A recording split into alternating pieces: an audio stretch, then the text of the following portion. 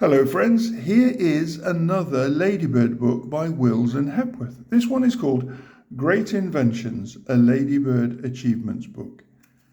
Turning it over, we can see that it's in series 601 and it's book number 2 in that series, Great Inventions. Looking on the back, we can see it was a very early decimal book, previously published at 2 shillings and sixpence, and then showing in the modern pounds and pence as 12.5 pence. Let's see what we can learn inside this Ladybird book. So we've got an illustration of the Jodrell Bank radio telescope. And we start with a nice little summary of the book where it shows us, here is a book for children who want to know how, why, where and when. It tells about some of the great inventions which have helped to make the modern world. The stories are simple and clear and start with the invention of the printing press and end with the dawn of the atomic age. There is an exciting and colourful picture by Robert Ayton on every opening. So here we are, a Ladybird Achievements book. Great Inventions by Richard Bowood with illustrations by Robert Ayton. Published by Wills and Hepworth Limited, Loughborough in England.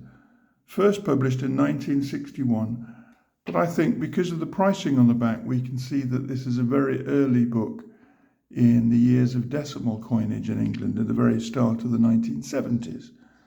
It was originally 2 and 6, 2 shillings and sixpence, and also selling concurrently that year at 12.5 pence.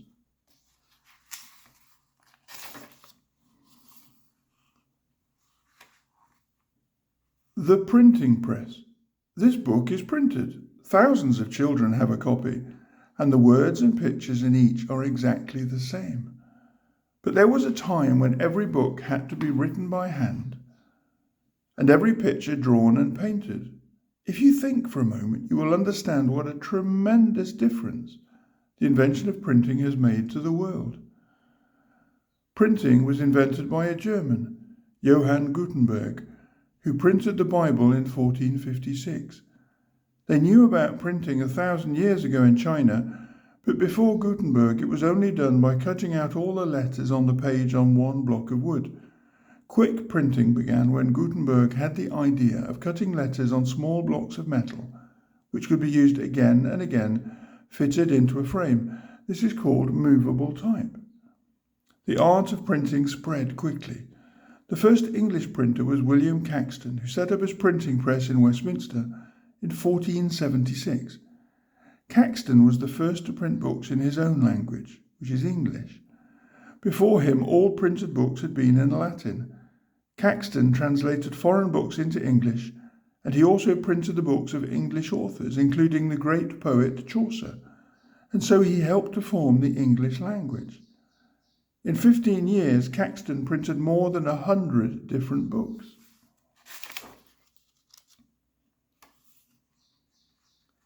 The telescope. When the Italian Galileo was a boy, his parents did not know whether he would be a musician, an artist, or a scientist, for he was clever at everything. He had an inquiring mind. He always wanted to know how and why, and he became one of the great scientists of the world. He was professor of mathematics at Padua University in 1609 when he heard about a wonderful invention made in Holland. It was a tube with 2 lenses in it, and when you looked through the tube, objects seemed to be nearer and larger. Galileo did not see one of these instruments, but he at once began thinking about the idea, and he made one for himself. When he looked through it, things seemed to be 3 times as close. The new invention was called the telescope, from the Greek words far and to see. Galileo devoted his time and his great scientific knowledge to making stronger ones. He learned how to grind and polish glass to make lenses, and he worked hard until he made telescopes which magnified 8 times and eventually 33 times. Galileo was richly rewarded for his work by his government, and his powerful telescopes were eagerly bought all across Europe. He used his telescope to study the heavens, and he discovered the mountains on the moon, the spots on the sun, the satellites of Jupiter, and showed that the Milky Way was a collection of 1,000,000 stars. Galileo and his telescope.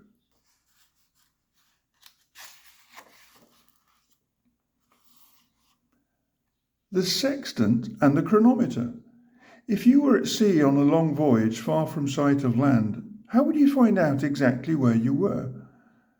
Sailors could only work out their position roughly until an Englishman, John Headley, made an important invention in 1731. This was the sextant. This is an instrument with which a sailor could tell his position by observing the angle of the sun or a star above the horizon, and then making a calculation from a book of tables. John Headley's invention was very important, but something else was wanted.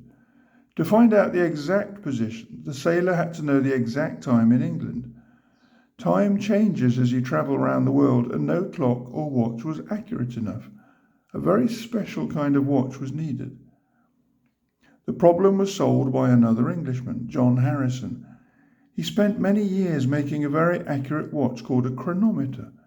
In 1761, he sent his son on a 6 weeks voyage to test his fourth watch.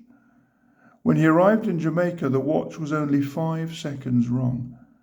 Harrison was awarded a prize of £20,000 by the government. With a chronometer to tell the true Greenwich time, seamen could use the sextant to work out their exact position at sea. And here's a picture of a ship's officer finding a ship's position in the days of sail.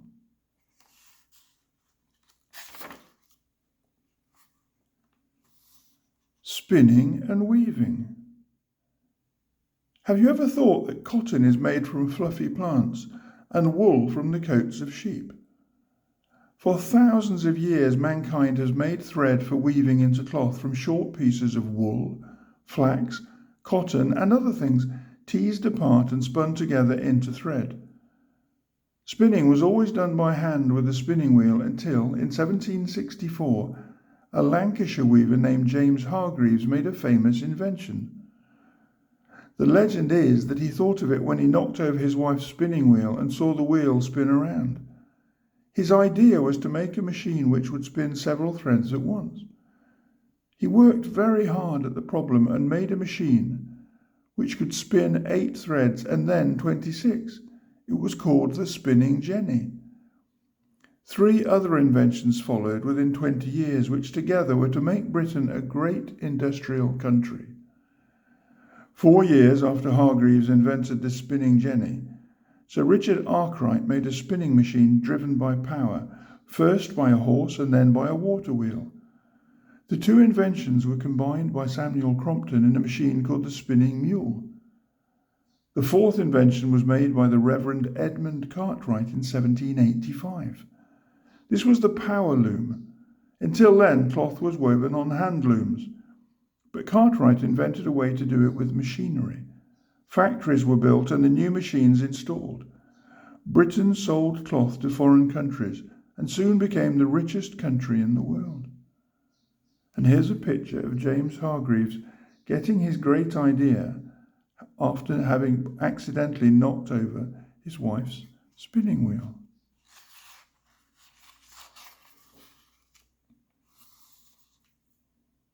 The steam engine. One day in 1763, a young Scotsman named James Watt began to mend a model engine. It was a model of a steam engine which had been invented 60 years before and was used to pump water out of coal mines. As James Watt mended the model, he made a great decision. He would try to invent a better kind of steam engine. He studied steam and made many experiments, and at last he built his first full-size steam engine. To his joy, it worked and produced more power for its size than the old type and used less fuel. Watt devoted all his time and energy to steam engines and went into partnership with a Birmingham manufacturer, Matthew Boulton. Soon, Boulton and Watt became famous for their engines. Good though their steam engines were, they only drove a shaft backwards and forwards for pumping. Then Watt made his second and very important invention. It was a great day when he patented it in 1781. The new idea was a steam engine which drove a wheel round. It gave the world a new source of power. Steam engines could be used to drive ships, the wheels of locomotives, the paddles of ships, the machinery in factories. It was the beginning of a new age, the age of steam, which led to Britain becoming a great manufacturing nation. And here's an image of James Watt and an early steam engine.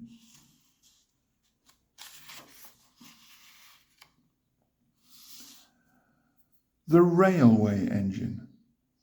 George Stephenson's father was a stoker of a colliery engine near Newcastle upon Tyne. When George was 14, he became his father's assistant at 1 shilling a day. He loved engines and spent all his time studying them. That was in 1795. And in those days, all steam engines were stationary. They were used to haul trucks along rails with a chain or rope. In 1804, a Cornishman, Richard Trevithick, built an engine on wheels, and several other engineers built locomotives, as they were called, each one trying to make a better one than the others. George Stephenson set himself to build a locomotive. Stephenson built his first locomotive in 1814, and he kept on trying to improve it. When the first public railway was opened between Stockton and Darlington in 1825, it was his engine, called Locomotion, which hauled the first goods train in the world, with a few passengers on board. Stephenson's most famous engine was the Rocket, which his son Robert helped to design. In 1829, a prize of £500 was offered to the designer of the best locomotive. 5 engines took part in the tests, and the Rocket proved to be the best in every way. It astonished everyone by hauling a train at the wonderful speed of 36 miles an hour. With Robert, George Stephenson became the leading railway engineer in the world, both for building engines and making railways. Engines had jolly names in those days, and a very famous one was called Puffing Billy. And here's a picture of George Stephenson's Rocket in 1829. And you can see the people at the side of the railway line cheering the arrival of the locomotive, the Rocket.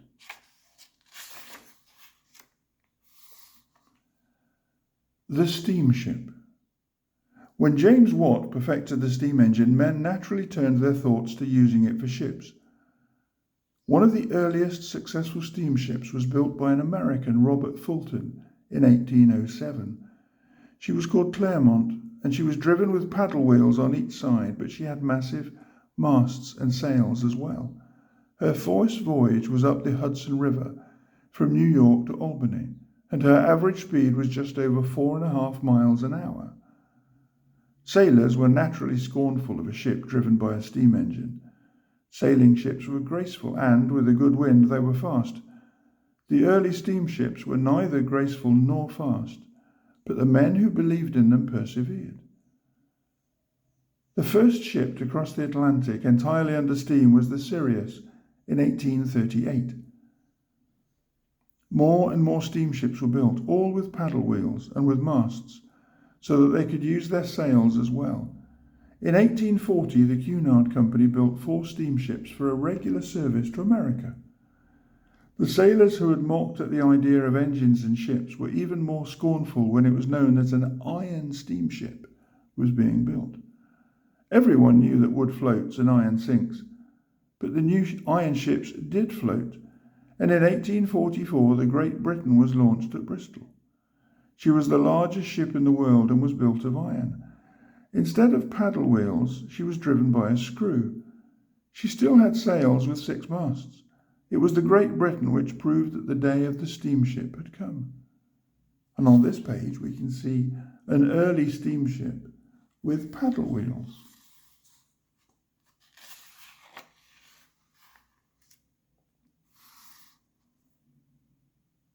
The steam turbine. The steam engine uses the force of steam to drive a piston in a cylinder. The force of steam is used in another type of engine called a steam turbine. The basic idea is quite simple. It is rather like a windmill where the wind blows on the vanes and turns them round to drive a shaft. In the steam turbine, jets of steam expand between the vanes on a shaft and those on the casing, and they spin it round, providing smooth and constant power. The inventor of this was Sir Charles Parsons. After studying at Cambridge University, he joined an engineering firm and devoted his time to inventing the steam turbine. As with so many other new ideas, it had already been studied by others, but without success. Parsons refused to be discouraged by failures, and in 1844 his perseverance was rewarded. He made a steam turbine which worked. The idea was improved by Parsons and other engineers, and the machines were perfected. In 1890, steam turbines began to be installed in electric power stations. A turbine was fitted to a ship in 1897, and when it was tested, it was proved that the turbine drove the ship faster than a steam engine. In 1907, two great new British liners, the Lusitania and the Mauretania, were built with steam engines. Now turbines are used in all large ships, and they also provide the power to drive the dynamos in electric power stations.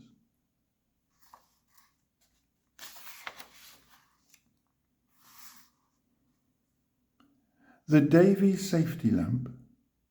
When coal miners are working deep underground, there is a great danger of disaster if a gas called fire damp is allowed to collect in the narrow galleries. If a naked flame or a spark comes into contact with a concentration of fire damp, it can explode. Today, mines are scientifically ventilated and equipped with electric light, but even with these precautions, terrible accidents can occur. In the old days, they tried all manner of methods to give a coal mine light without risking an explosion. They even tried using a bowl of decaying fish, so that the miner could see from the faint phosphorescence given off by the fish skins. They tried to bring daylight down into the mine by using mirrors as reflectors, and another idea was a steel wheel rotating against flint to send off a shower of sparks. The problem was solved in 1815 by Sir Humphrey Davy. He was not connected with coal mining, but he was a very clever chemist. He had started life as a surgeon's apprentice in Penzance, and by his hard work and brilliant brain, he rose to become a Fellow of the Royal Society, and he was knighted for his discoveries. Sir Humphrey Davy's invention was simple. He designed an oil lamp with a fine gauze around the flame, so that the heat was prevented by the gauze from getting out to ignite dangerous fire damp. It was called the Davy safety lamp, and until electric lighting was introduced into coal mines, it was always used. It prevented accidents and saved countless lives.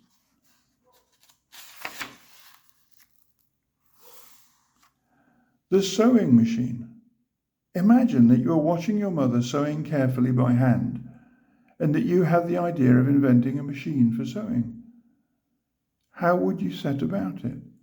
If you watch a modern sewing machine and see how fast the needle flashes up and down, and how fast and even the sewing comes out, you realize what a lot of thinking the inventors had to do. In 1790, an Englishman patented the idea for a sewing machine, but it was never made. No one knew anything about it until 100 years later. Meanwhile, in 1830, a Frenchman, Thimonier, invented a sewing machine which worked. It was made mainly of wood. Thimonier was a poor man, and he won neither fame nor fortune in his life. Indeed, he was nearly murdered. In 1840, 80 of his machines were being used in Paris to make army uniforms, when an ignorant mob attacked the place. They thought that the machines would put them out of work, so they smashed them all and attacked the unfortunate inventor as well. Many other inventors were working on the same problem, and about 1832, an American named Elias Howe had a brilliant idea. He devised a needle with the eye at the pointed end instead of at the blunt end, and that made all the difference to sewing machines. A great number of patents were taken out in the years that followed, as one inventor after another thought of improvements, and so the modern sewing machine came into being.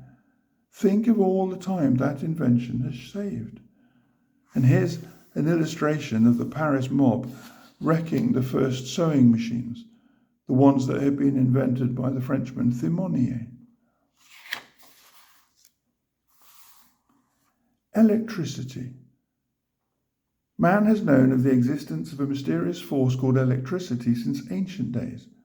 There is even a mention of it in the year 600 BC. But it is only in the past 150 years that we have discovered how to use electricity. The first important discoveries were made by an Italian scientist, Volta.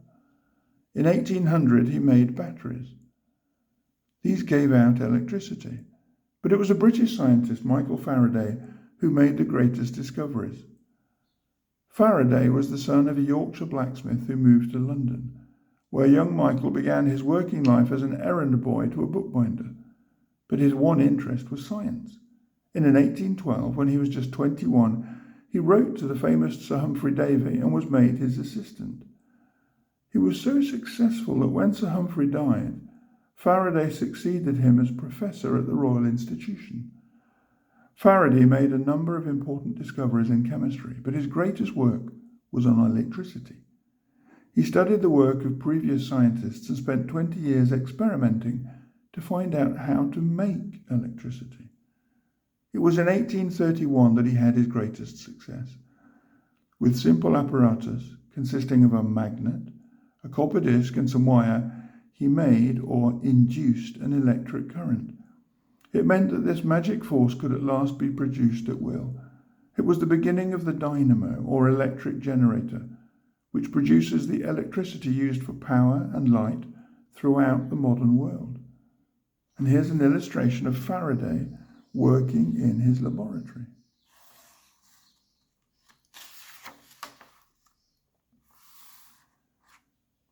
Electric light. Michael Faraday discovered how to make electricity by mechanical means, and he and other scientists developed the dynamo, which provided electric current to drive machines. But electricity was not used for lighting until 50 years afterwards. Two men made the discovery of how to use electricity for light at about the same time. One was an Englishman, the other an American. The Englishman was Sir Joseph Swan, an electrical engineer and chemist, who studied the problem for 20 years before he hit upon the solution. The American was the famous inventor Thomas Edison, who made a number of important inventions. Both Swan and Edison discovered in different ways that if a current of electricity is passed through a fine thread or filament of carbon, it will glow white hot and give a strong light. The thread of carbon was enclosed in a glass bulb from which the air had been extracted, making a vacuum. During the following years, better materials were discovered for the filament, and manufacturers found out how to make electric light bulbs quickly and cheaply.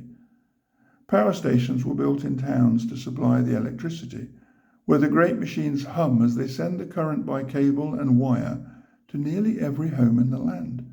By the touch of a switch, we can have light or heat or power.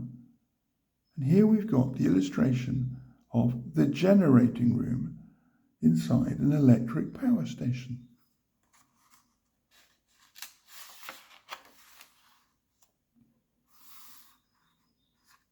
The telephone. One of the uses of electricity was to send messages along a wire. In various ways, the receiver could read the letters or words, and messages could be sent over long distances. When cables were laid under the oceans, messages could be sent to a person living thousands of miles away. This was a wonderful improvement on the old methods, when a letter had to be taken by a rider on horseback, mail coach, train, or ship. There was a better method still waiting to be discovered, however. It's called the telephone. The inventor of the telephone was a Scotsman, Alexander Graham Bell. He was educated at Edinburgh University. He went to Canada when he was a young man and then to America. He set himself to solve the problem of making an apparatus for speaking, by which two people could converse at a distance connected by wire. The first sound he transmitted was the twanging of a clock spring. and in 1876 he had the thrill of speaking to his assistant in the next room. And with this, the telephone was invented. Other people had been working on the invention before Bell, but his was the first really efficient apparatus. He quickly improved it and, gradually at first, people took to the idea until the telephone became an essential part of everyday life. And here's an image of Graham Bell experimenting with his telephone.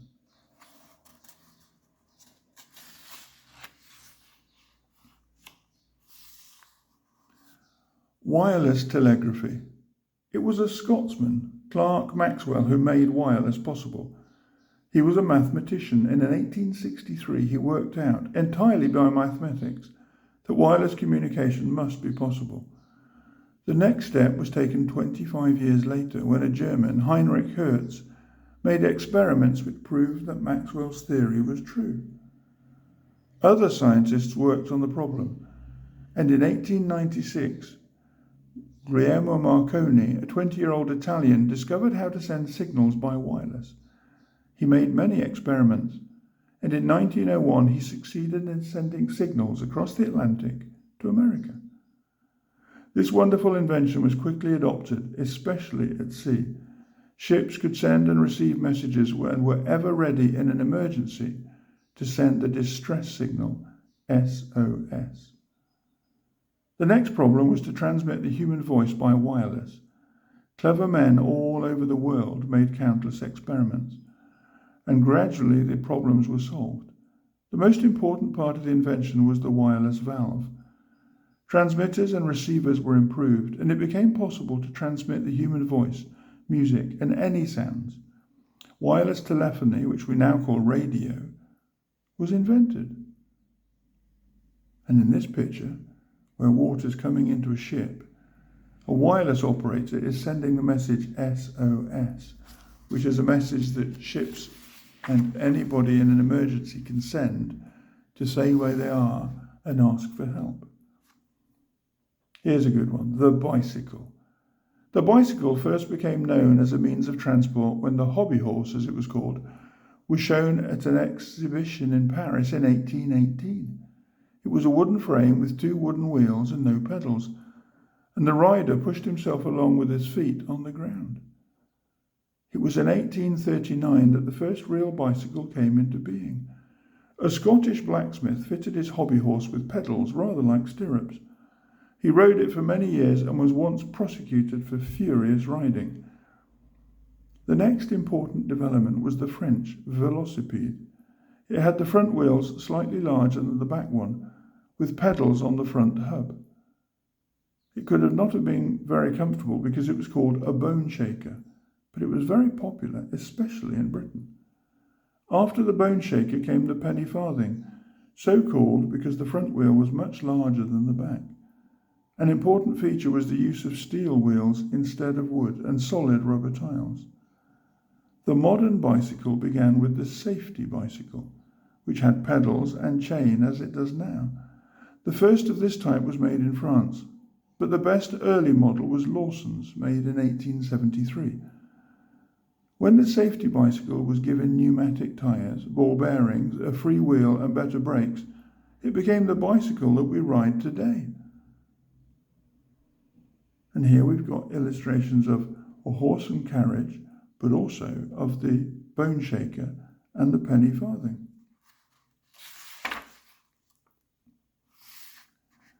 The pneumatic tyre. It was a thrill for children in the old days to watch an iron rim fitted to a wooden wheel. The rim was made just too small for the wheel, and then it was made red hot so that it would expand. It was dropped over the wheel and hammered on while it was red hot, and then the water was thrown across it. With a great sizzling noise and a lot of steam, the iron rim contracted to its proper size and was firmly fitted to the wheel. All wheels had iron rims, except on expensive carriages and bicycles with solid rubber tyres. That was until 1888. Then a Belfast veterinary surgeon named John Dunlop had an idea. He used to drive round to visit farmers in a dog cart, and the iron rims made a lot of noise and were uncomfortable on the rough roads. Would it not be possible, he thought, to make tyres of rubber tubes but filled with air? Dunlop made a wooden disc, nailed a rubber tube onto it, filled it with air and covered it with a strip of linen. He took it into his backyard and removed the front wheel off his son's bicycle. First, he rolled the tricycle wheel across the yard. It went a little way and then toppled over, and then Dunlop rolled his wheel with the new tyre. It went right across the yard and bounced against the wall. It was the proof he needed. The next year, he formed a company to make pneumatic tyres.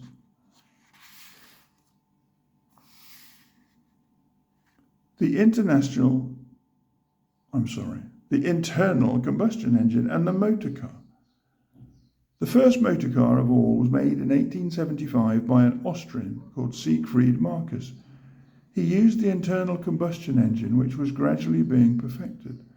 But Marcus did not make cars to sell, and it is a German, Karl Benz, who is recognized as the father of the motor car.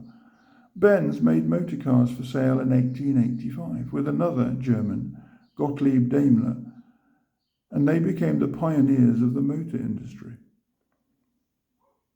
Engineers in many countries designed engines and motor cars. The earliest ones were built like horse carriages, and an early British company was called the Great Horseless Carriage Company.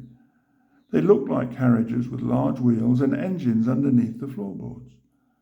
Motor cars of all shapes and sizes were being built, and improvements were quickly made. The most famous was a British make. In 1906, a well-known sportsman, the Honourable Charles Rolls, went into partnership with Henry Royce, an engineer. Together they built the Rolls-Royce motor car, which has long been known as the best car in the world. Few inventions have made such a tremendous difference to everyday life as the internal combustion engine. It has altered the way of life with motor cars and motorcycles, buses, lorries and aeroplanes.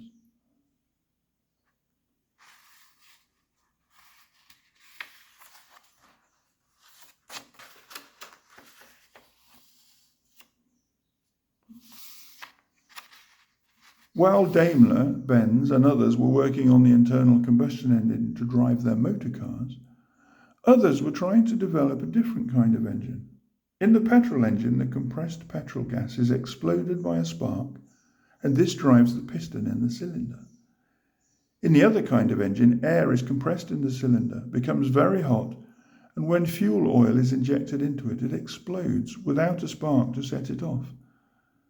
The first engine of this kind was devised by an Englishman, H. Ackroyd Stewart, in 1890. A German, Rudolf Diesel, was also working on the same idea, and although his invention was not patented until 2 years after Stewart's, the engines are named after him. Diesel had many disappointments and once nearly killed when an engine blew up. But in 1988, the diesel engine was shown in an exhibition in Munich and was soon taken into general use. It proved to be ideal for ships and boats, heavy lorries and motor buses. It was also used for railways, and very powerful diesel engines are now gradually taking the place of the steam locomotive.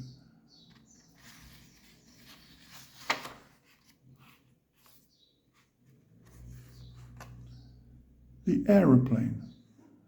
Man has always envied the birds, and for centuries, scientists had tried to find out how to fly. It was not until the invention of the internal combustion engine, however, that flight in heavier-than-air machines became a practical possibility. Many people took part in the quest for the secret of flight, and in 1903, 2 American brothers first flew in an aeroplane. Orville and Wilbur Wright were partners in a bicycle repair business and began to make and fly gliders in 1900.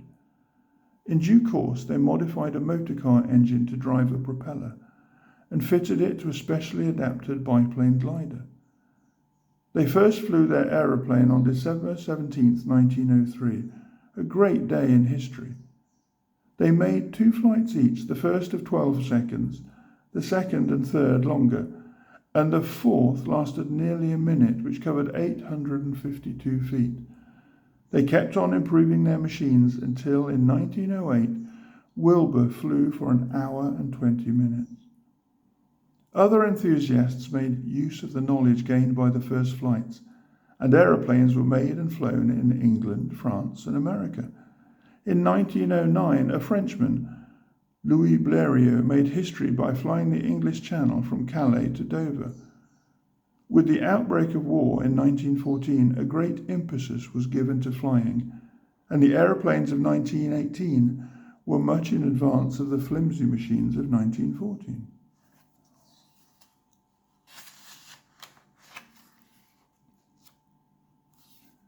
The jet engine. For the first 40 years, aeroplanes were powered by internal combustion engines, which drove the propellers. In 1928, a young Royal Air Force cadet, Frank Whittle, began to work out a new way of powering aeroplanes.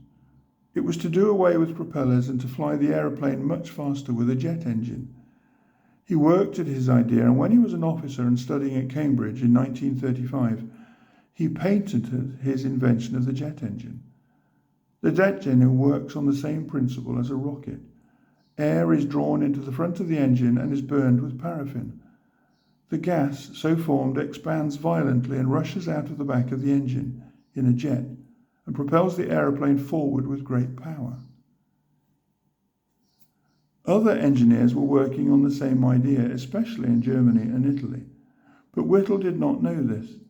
He formed a company to make jet engines, but no one took much notice until war broke out in 1939.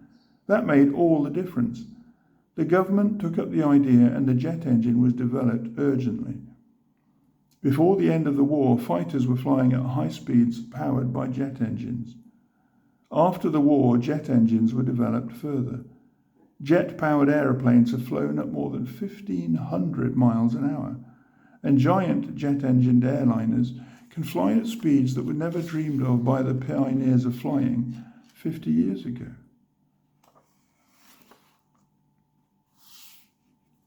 The camera. Perhaps you have a camera. You will certainly have had your photograph taken and wondered at the magic of the camera.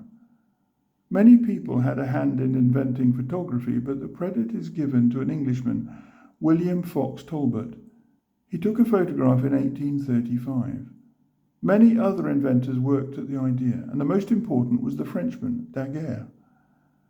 Fox Talbot spread the chemicals for the pictures on paper. Daguerre went one better by using copper plates covered with silver. In 1851, glass plates were used for the first time, and in 1884, film was made of celluloid. The next development was the moving picture, and here again a number of people were concerned. An Englishman, William Frears Green, is considered as the father of the moving picture, though important work was done by an American, Edison, and a Frenchman, Lumiere. For moving pictures, a long strip of celluloid is used, which unwinds inside the camera while the shutter opens and shuts rapidly. The series of pictures shown through a projector shows the movement. The first public showing of a film was in London in 1890. Many improvements were made by inventors, mostly in America. At first, only very short films were made, but in 1903, a complete, exciting story was filmed. So gradually, the cinema industry was born.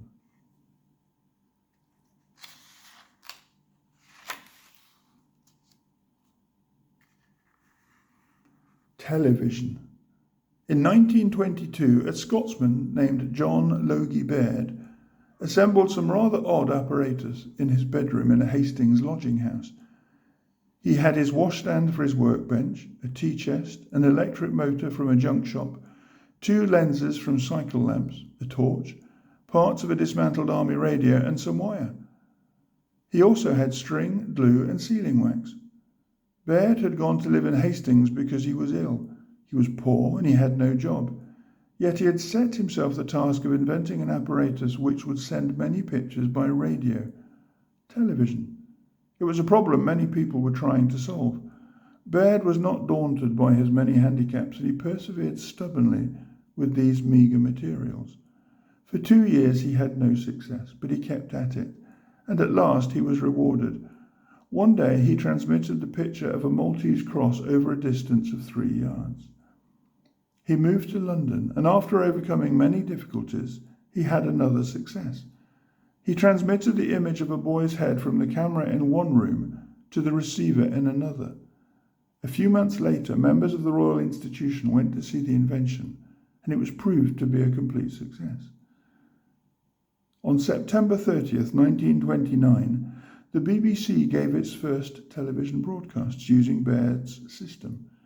7 years later, they changed to another system.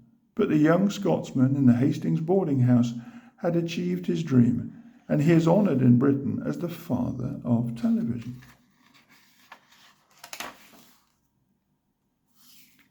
Radar. If you shout at a high wall a short distance away, your voice sometimes comes back to you as an echo, because the sound waves are being reflected off the wall. That is the principle of radar. But instead of sound waves, it is radio waves which are reflected. The discovery was made a few years before the last war, when radio waves from a transmitting station were reflected back from a distant aeroplane. It was realized that if an apparatus could be devised to send radio waves all the time and record the echoes from any approaching aeroplanes, it would be a wonderful method of defense in war. Scientists set about solving the problem, and radar was invented. Apparatus was made which sent out waves and pulses, and the presence of a distant aeroplane was shown on the screen of a cathode ray tube, which is what we have in a television set. It was all done in closest secrecy, and radar stations were built around the coast. Long before enemy aircraft reached our shores, the anti-aircraft and the fighter squadrons were warned. After the war, radar was put to peaceful uses. It was installed at airports to guide aeroplanes down safely in fog. It was fitted to ships so that they are warned of obstructions ahead, such as icebergs. It guides ships into port. It provides aeroplanes and ships with a magic eye, and with this they can see far into the distance in the dark or in the fog. Atomic energy. At Calder Hall in Cumberland, Britain built the first large atomic power station in the world. Atomic energy is obtained by splitting atoms of a rare metal, uranium, in apparatus called a reactor. Let me read that again. Atomic energy is obtained by splitting atoms of a rare metal called uranium in apparatus called a reactor. The atom is the smallest form of matter. You would need several million atoms to cover the head of a pin, and yet the whole world is made of atoms. When atoms are split in a reactor, they give off tremendous energy, and scientists have discovered how to control and to use that energy. The atoms also give off highly dangerous radiation. So reactors are heavily shielded, and the men operating them wear special protective clothing. At an atomic power station, the reactors get very hot, and the gas which is passed through them becomes very hot too. This hot gas then passes into the boilers, where it makes steam to drive the turbines. In turn, the turbines drive the dynamos which make electricity. At Calder Hall, 1 ton of uranium does the work of 10,000 tons of coal. The electricity thus made is taken over wires to drive machinery in factories and to provide light and heat in houses. In another form, atomic plant can be used to propel ships. It is a miraculous new source of power which heralds a new era, the atomic age. And so our illustration here on this last page is of a man handling plutonium in an atomic research station.